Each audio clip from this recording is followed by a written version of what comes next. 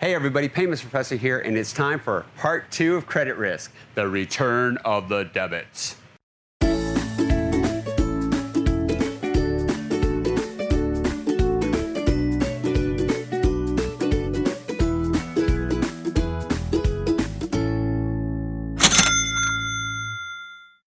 If you remember in the last video when we talked about credit risk, it said there's credit risk for credits and there's credit risk for debits. And they're not really the same thing.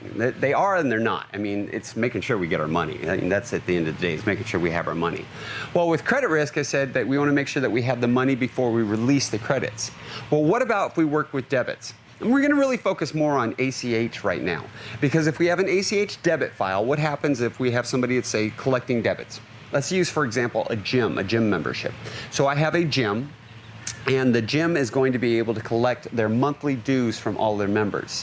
When they do that, how do they do that? They send out a debit file. So a debit file goes to all their members in those financial institutions. Now, that gym, that business, they want to get credit for that file, right? For the money they're collecting. How's that handled? Well, that's where we're looking now at more of our credit risk on the debit side. How's that handled? Well, there's many ways that financial institutions can handle this. If you're a business, you're going to need to talk to your financial institution, and through your agreement, you'll determine how it's done. If you're a financial institution, you're going to need to talk to your business and beforehand come up with policies and procedures on how you want to handle the funding of debit files. Because debit files can be funded immediately. Is there a higher risk in doing that? Absolutely.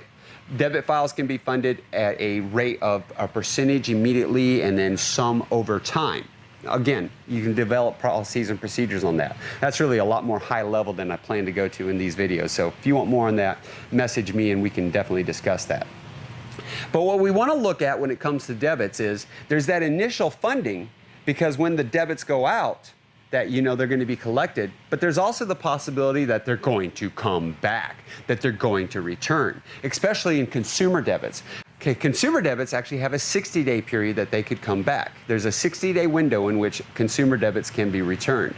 And there's a potential that they could be returned much longer than that. In fact, in ACH, there is a potential for at least 2 years and sometimes even longer depending on what state laws are. Why is that? Because well, it could be an unauthorized debit. If it was an unauthorized debit to the account and they go and dispute it, they do the written statement of unauthorized debit and then have it returned as unauthorized, and there's multiple codes they could use for that, probably be a R10 though, then it's going to come back. Now, here's where the credit risk part comes into play. If the gym membership sent out all these debits, and let's say the gym hasn't been doing good, and the gym is folded and it's closed its doors, and then suddenly here come these debits coming back, well, then the gym's going to have a problem. The gym's going to have a problem because, well, they're not there. So it's really now become the bank's problem or the credit union's problem, because here will come these debits that are coming back. The business is now gone and there's no money.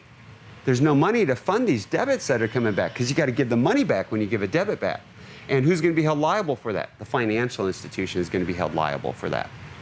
And also, in other cases where maybe there was extreme fraud, people weren't following correct policies and procedures, there's a potential that things could come back for a very long time. Now, really, 2 years is the longest period that I usually tell people to look at, because 2 years is the authorization retention period, but it is a definite 60-day window we want to look at in consumers. But if we look at business and business-to-business entries, those are really more like 2 days, because that's the time frame we have on those. But when it comes to credit risk and it comes to working with debits, it's really this. It's that something's going to come back and the money's not going to be there to be able to cover it.